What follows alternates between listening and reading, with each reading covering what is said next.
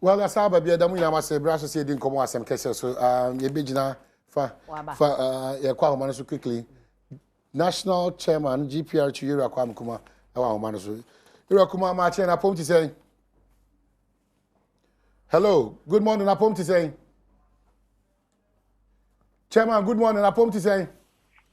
Yeah. Bibia boko there. Yes, Adom. Good. Na ma yenti enwa sese entumu a aba no ohamu nchemu edunum no efri transport unions eyemu kuo na hodo na maji atum sa na tie. Oh, obi obeka sa samache obi ano eji ka me nche watiefo me pacho sabia petron tumba yi enye nne na obi ama bonten anfa ebo bi ama enti enne na se offense ebo na ba bonten na se obi beka se offense enye ebo ese ba na mi da asam no ayem na kakra Mayenti enwase ohamu nchemu sen ana mode atoso eno ansa na yakọ yekaka ho. Mpacho 15% ohamu nchemu dunum. Okay, ade na call eye ohamu nchemu edunum num. Oh minia edikan de minimum say yenka enempo de yenka radio presenter bia ba famia na ye ka edikan omobada yase said Ghana for a draft for Nikaunes ne pass you for ayadie abutre any or twen huma erade de ma ye ya yetumi abogo hu ade si ya ebekome se enne e abey mejiri se obi abehu se enye pekoa na sabia ye de run transport insurance roadworthy offense spare parts engine oil ties enyoma consume ye de run edoso enti mi diri se ayi ba ye mamo ti ase se eno na ye gusu a ye consultant any offense stakeholders na kan so consultant ana abai no so the consultant ye gu ha ye bobo hu a sabia ye eno ye ja tutuma hu se no the edu no 15% no and betua aboa ye ema sabia ye dwuma ni yetumi aye and na mo share a bank rate and your inflation and your what your matter ye kan ye nsa to fu nka mo kwa na esa mo boa ye esansa mo mu ni che ye enti di aye die me gidi sa mo ba boa ye na mama maze so no ade na asim mu dia magana your friends transport owners no any driver for wo abotre ni otwa honhom ene odopa ye nyama man no ama yetumi ede sa eboy aba. Well, Maji bread ma yiwani ayiwa no de fa presenters was but yen hwa asem potin no asem potin ni say no krese aban guso oni mo edi nkomo efa entumu a eba no ho as against anope petrol kra na eso ate by 2%. Nkita ode bi koso mu ni aban. But you say Nkita ode bi e koso between air transport unions no any aban efa ntumu no wana. Efa edi aban Entumu a mode aban e ho ana. Na sa entumu de obi an pefe say obi ko asekwa ko ye kokofo na watimi koko hye na bag mu a oni tumi say oton ni say enti ansa na dwumadi bia baba so no ame yaye no ye mfiti ama bonten ye ne ye pene trase ebobo hu ekodu pempen so bia ansa sabia ye aba enti e offense entumu ne de ye say fiti ana ba bonten e offense ye start ye negotiation ba busumi mo am na manitua enti minna eno ana say transport sectors no ye hu say eno na sabia betumi aboa yen ama yaye ma amana aba bonten De me pese mtia se moni aban nkita odie na awie peyo ana mo nyina makọ benkrom se mo de ohamu nchemu dunum ana eba ana se muguso a mo di nkita ho no ana aba Mediri si na adwira kọ benkrom ana aba sa anopa yi asori a aban ka che se petrol nsem no wo hwan so ohamu nchemu mienu ama ebo na eteba fom no enkamokra na se eno nya masem anu de enkan kura tell say ye no mo hihye say your friend say so ti ebo no so ama na edu be 10% ɛno no yɛne wɔn bɛsi agyina na yɛso afɛn sɛ akotia ntesi bi wɔ hɔ aba nti deɛ wate so no deɛ sɛdeɛ no ɛnka ɔfɛn sɛ yɛde abɛn ho koraa. Well, but there's a school of thought ɔmo nso nkontabuo no kyerɛ sɛ na ɛsɛ sɛ nka motiri bɛgyina ɔha mu nkyɛmu edu instead of ɛyɛ ɔha mu nkyɛmu edu nom no ɛba saa ɔsɛ sɛ atwitwamene no matter mo nneɛma ɛkɔ mu diem sɛ spare parts o sɛ insurance o sɛ road worthy o ne nyinaa no mo nkontabuo no si so yie paa de anka mo pɛ Ghana adehye yi a ɔha mu nkyɛmu du ana nka yɛ da appropriate percentage. Yo minia meda wase paa megyina hɔ yi mmiri pii mo oyiri scam no kodwoma ɔbɛba no na ɔde complain foforɔ aba tomato jene offense bidie ɔbɛba no ɔsɛ ɛnna na metɔ no saa bɛtɛ mekɔ edu sei obi ankasa wɔ Ghana ha yɛnyɛ deɛ no sɛdeɛ ɛno ɛnna nam yɛdwene ɔman no ho nti biribi ni a yɛnyɛ abotrɛ ɛma ɔma asese no sanse mimi gyina hɔ mini afo kaa osu ni afo kaa nti kaa akotwa ntumu ba yɛn ba bɔnten ɛmɛ yɛ adeɛ a ɛbɛma ɔman no sɛdeɛ ho akyerɛ no nti mɛsrɛ ama ɔman Ghana ɛnɛ deɛ ɛdraafoɔ ne car owners ɛne ɛyɔfɛ passengers yi na momfa naase ɛma ɔfɛ Ghana transport owners no ɛsiane sɛ yɛne mu adi ne yie papapapapa ɛnɛ ɔfɛ sɛ ntomo yɛ aba yi ɛyɛ ntomo a nka obi ateɛ no koraa no driverfoɔ mo ayɛ adeɛ Awurade nhyira mo sɛ biribi sɛ ba monyɛ abotra ma yɛn ɛni sɛ wei deɛ nnɛ deɛ ɔfɛ sɛ yɛntumi ɛyɛ ha adwen koraa san sɛ yɛde anidie ebuo ɛmɔ ɔma yɛ yie ɛkoroyɛ ɛne ɔdɔ pa ne yɛde ayɛ sɛ adwuma yi nti bɛtoto asrɛ mo sɛ momfa naase momfa ma yɛn rather sɛ yɛbɛgye akyinye. Well, ɛnyɛ akyinye ɛyɛ adwenkyerɛ and I don't know your basis for continuously repeating sɛ yɛmfa aseda ma driver for ɛno bɛyɛ nkɔmɔ ɛbɛdi n'akyiri ba mo de adesua ne nkontabuo papa ama ma driver for no mu union for ahodoɔ sɛ ntumu na mo de aba no station bia aha ne ha ufiri esi ha ɛboɔ ho nsɛm nyinaa no mo de ama ma driver for no awie ana miniam ase no deɛ wa bɛgya tum sɛ ntumi ba yi offense yɛtumi control drivers no bɛpem ndɛ enti ɛnya deɛ a driver ni bia ɛbɛfa ne ti asoa ɛde aba no ɛnoa na ɛbɛgye sɛ anya bia sɛ wote sɛ driver bi station bi ɔmo gyi bi a ɛboro saa matoto asɛ sɛ mama asonte na wohwɛ sɛ asotwe wɔ hɔ a ɛsɛ de ma no yɛde bɛma no nti yɛhyɛ ɔyɛfa ɔma no bɔ sɛ deɛ yɛde aba no ɛnoa na sɛbia afɛ no driverfoɔ no ɛbɛdi so nti ɛgu so a yɛde to ho nneɛma deɛ na osusu sɛ ɛsɛ sɛ aban anaa Ghanafoɔ yɛ na mo consider sɛ mobɛte ɛyɛ ntumu a mode aba yi so mobɛte so megyiri sɛ ɔno mekasaeɛ no ma wote aseɛ sɛ BBC ɛma ɔkyena na bia aban no atumi atefoɔ so 10% anaa 12% 15% a yɛsɛ no nso bɛsi nkonnwa sɔte ase na ɛsɛ deɛ no yɛahwɛ na yɛfrɛ sɛ ayɛ san sɛ petrol no ɛfatata only 31% ɛwɔ yɛ transport ayi no mu operating no mu nti ɛnyɛ petrol no kwan na sɛbia yɛde yɛ yi ɛno nti ɛna ma yɛfrɛ sɛ yɛtum bɛpem na yɛnya abotrɛ adi ho dwuma bɛpem ndɛ no nti nyɛ petrol no kwan na yɛde rane nti ɛno na mesrɛ sɛ ɔno ani percentage a yɛne ɔmo trans no sɛ biribi saa ba na edu hɔ a nyɛ wo na ɔbɛka ɔmo kora na bɛfrɛ yɛn sɛ seesei na aba nti mommra na mo so mommɛhwɛ na yɛsɛ yɛde to yɛmfa nto nti ɛnɛ mu da so gu nhyehyɛeɛ no so sɛ afe mu no nyinaa no mobɛto ɛyɛ kaa ntomu no ɛyɛ mmienu pɛ mo da so gu saa nhyehyɛeɛ no so ɛno kaa ntotom no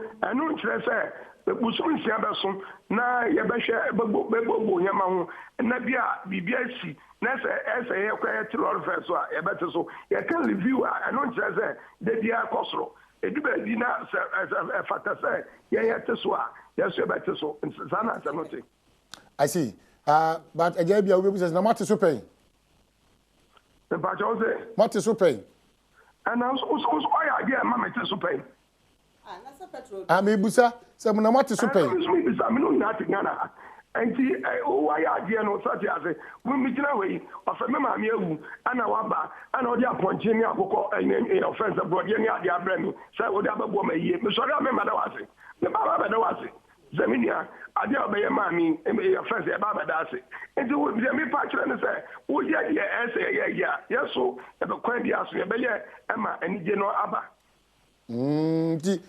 tintintinti sɛ aban a sahyera monzo monzo sachira sa na akoye sa na akoye mini edu abia mama yenja bibia aban no so ti ase sense bi otomoko eto ne yadoa otuma ye mo aban din so ti ase na ye nko ayede no e ba ne ye be na aban ye aban sinchen ye transport sectors and no ma cost spare parts and then offer the duty na 5% ye rate and na starting na and no man na ye nim one mo to no bi atikem wonim ha wa car and one expense aye Inti eba passes e basa anuma mokra mo wayen mama asese no so nti ase am ya tumi arane transport no obi aso nya bi akọ be bi o esoko. Okay, but area Kwame Kumi, we are unable to separate aban from mo hyehyɛ a mo ye efri say wo kasa nyina no hyehyɛ bi aban de agu akwan mu ana ama mo so mo gina so mo de say nkuntabo no abrɛn say ye kasa ye kan ɛno na wo say ye kura mpo say ke da mo ase ye de aban so be mo ase ye nyi aban firi me say mo de mo de mo pɛ na mo ya na. Oh, there be binia. Na metumi atrewi asena de me para me ye. De kan me kai wa we tintum pese so wo fi studio hope. Nhumi abeda mase. Sanse ya tufu enu be bo sum ba ko afinam de ya price aba ya nya de. De kan ho me nya de wo mo ma ba so. Wo mo ma ba so. Ni pa ye bia o ye de nya waka. O ye papa so ana waka. Enu no abama ye nyina ye nyi die dia trauma enu. Forty ase and I make sense say who can say a friend say enti de just say aban you know na just say mama so you know so no in edu baby mama efa aban efensin chain one mama ya tell say and na fuel ayifo no omo ye independent o man di omo so omo hye aban ase to omo bi dia ba omo na ye enti o ti ase enti omo bibi na ba no mo tuma enya aban no na ye omo te so a enya aban enu tira me say be dia ye wo mu no eno mani bi ho na aban no mama yenja no ho nyenhwe se de ekono ebabua ma nation akoso nti me pa chaw yes offense you to me na bibia me nua mesraw. All right, but a lot of things are probably me here addition free honum a lot of things make us say krata bia e kire kwan a mo fa so a mo bu mo nkonta de eyesika sem no ebeto abonten sa krata kona amimi kura no e kire say SSN percentage no still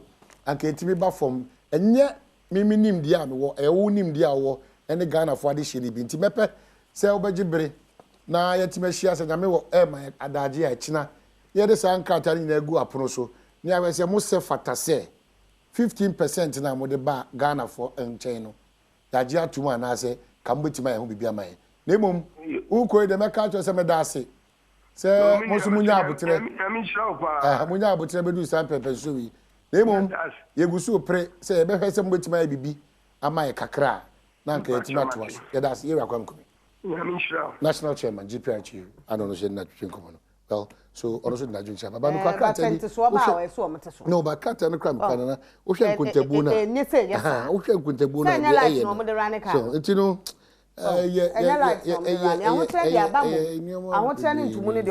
spare parts kosoro ne ade ade a ele wo kura mu de nsuogu ka nsuosu atu ene ade a na 15 ne de wo hu ya bobo kakra ne sa wo madawro ma wo ma ya de o ene wo hye wo ho so pa wo ma ya de na 15 no madawro ma na aban de no wa kire mi se no ne papa no wa ho wa kan se sika na eni ho no papa no ka wo enti mu anu no ntua enti mu so mu nyina ye nyina kwa ni se ya na ma nya de me hwe 15 wa ho me 15 me ba plus 59.2 plus 27 mewa tuki kan nyina abom plus 60 something ese ye ko swada plus tum down to what why kika bom na tum because see ade wo bi akola ni kika buka bom abanza 200% mebwa ya ka tua no ye 200 ya so ya tontos yo ya tontos ya ko ya tua like yes anamba because nei for a transport for one so mo papa wo na mom aban na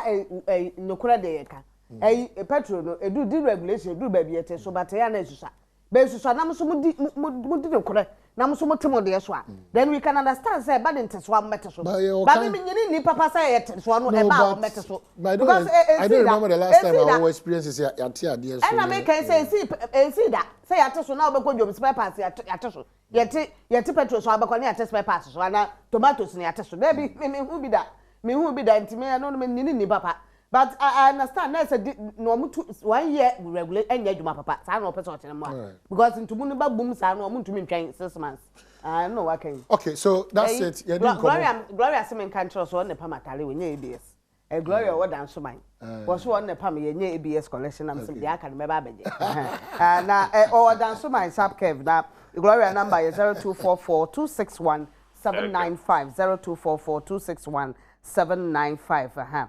Quickly, young Connor area than Canamo, so Casa almost a bass animal, a coof beer on a binny, a wumpa ye. Era that can go on up to say, me pacho, a yen so and yet. Oh, are they? Oh, not. Let me say, on mine was the say, dear, gymnastics and Kwan, a year you are Ghana house. I call it gymnastics and Kwan, we are home share. Said the Obronini Becanono, Abeye a state of indifference. Obia, sorry, no, I had the ope. I buy a the ope. Wow.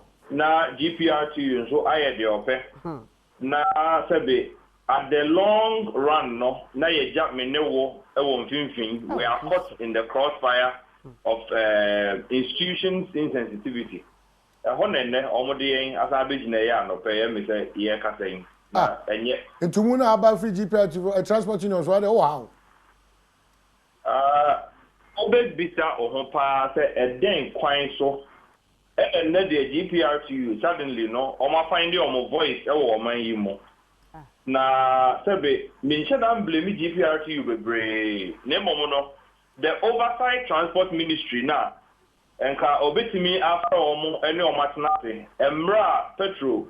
AC form the braid, the sea form or man you mono. Chamber of Petroleum Consumers Ghana, Extra Coma Transport Ministry, Extra Coma Parliamentary Select Committee on Transport, Extra Coma GPRTU for yai, and Renadane, petrol a free 18 cities, Abedina 12 cities, in the commotion normal transport fares so. Said the Ghana for Benya and home paso, and the Naka over to Mukwa.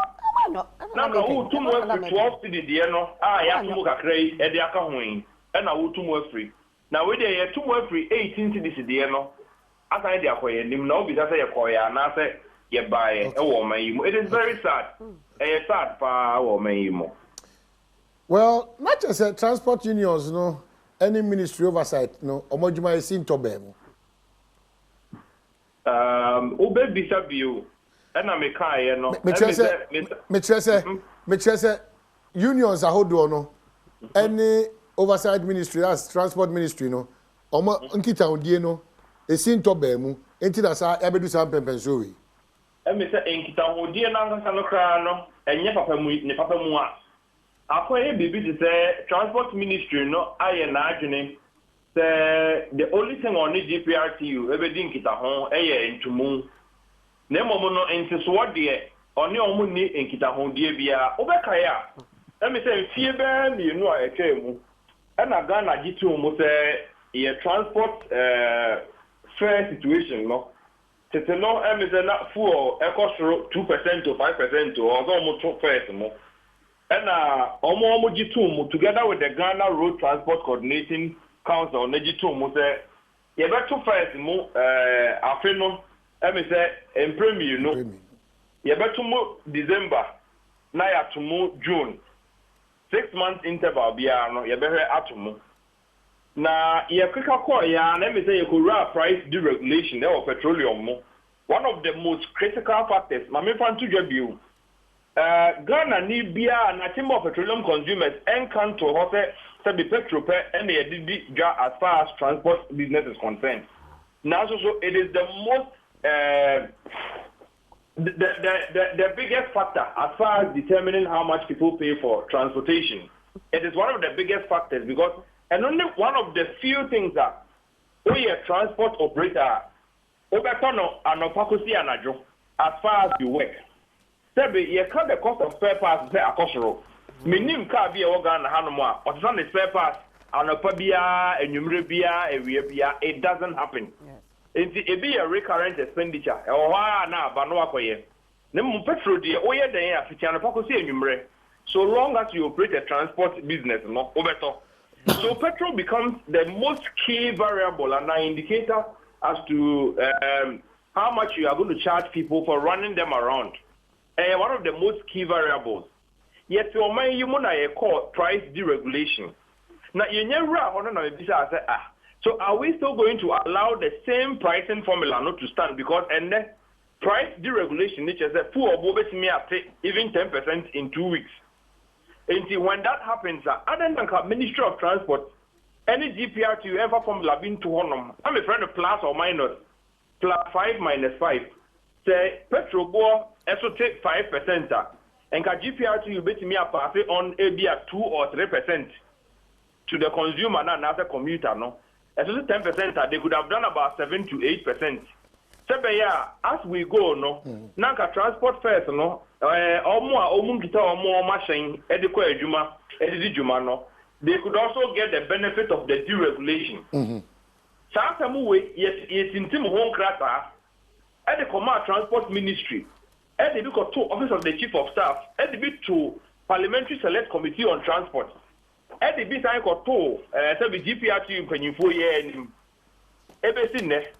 because a beer, when you 4 bino, a beer in the honor or use public transport in tea, the need or the sense in it. But it has come back to bite us in the face. Over bizarre, I want to foresee GPRTU at the time or not.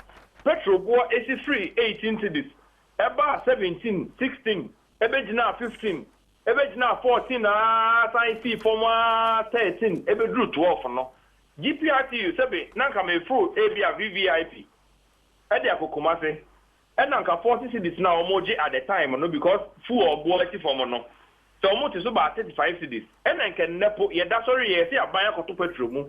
Enti yentumu ABA the same 5 cities and I say yentumu 3 cities pa. Let me say you are looking at 2 different levels oh.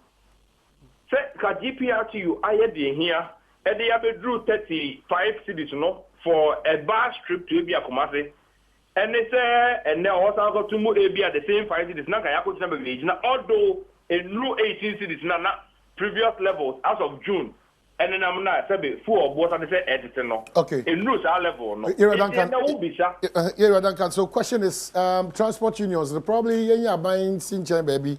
Are we being taken for granted? And I'm always here vulnerable no more and no muko. Oh, minya aban yi tun chen aka ebeboa but aban no yi tun chen enye yesu bio because of one thing. The aban has an oversight responsibility as far as all these unions are concerned. Minya sure say ministry na fra omo. Some metina say na yenye ho adwuma. Anyway, you can't do this, you can do this. This cannot be allowed. Yentimi mpini mamonko yewe because of these reasons. I'm sure that some, I mean, reasonableness will prevail. Now, so, who blame GPRTU and pay, you know, who jaya buying it's in China because a buying should have found a safety net for the public. But probably to the best of information, just in which is Thursday, Friday, a buying the transport union see various aiding come on anyway, so it's becoming somewhat like bad faith. Say, what is it? Say, Friday, this week. Last week, no more comedy man. It's becoming bad faith. Say, from where? And a prayer, sorry, yeah, come on anyway, no more than 2 million. Is it not quite strange? Say, maybe say, oh, let me say, and I'm a car, no. I buy no year proactive earlier on. Me blame my medema buying is to the effect that yet shock buying in September. At the time prices were declining. Yeah. So I buy ancient on your home baby.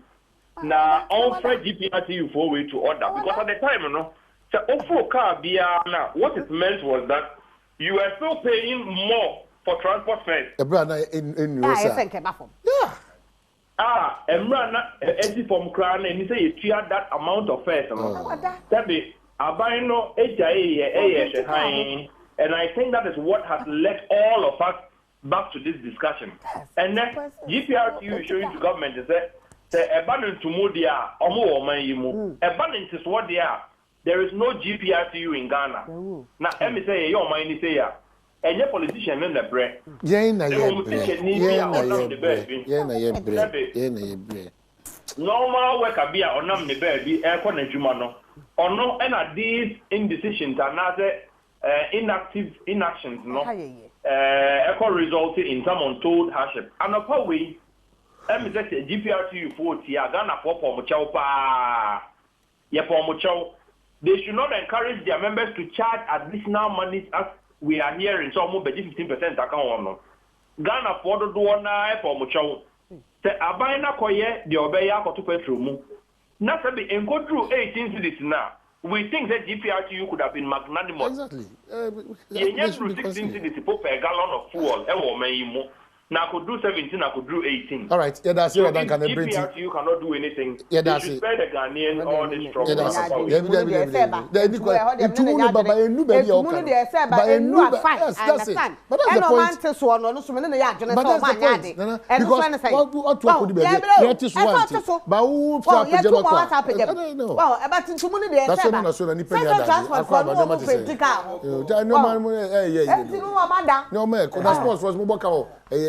come on. I'm going to like. Right, somebody will say this one. So we go car. I got some that say. My Ghana Fuasi, it's a Sabrante Roscan near Pescaman on that Roxen. I Pescaman. I mean, that woman named before a Pomako MC to Mika.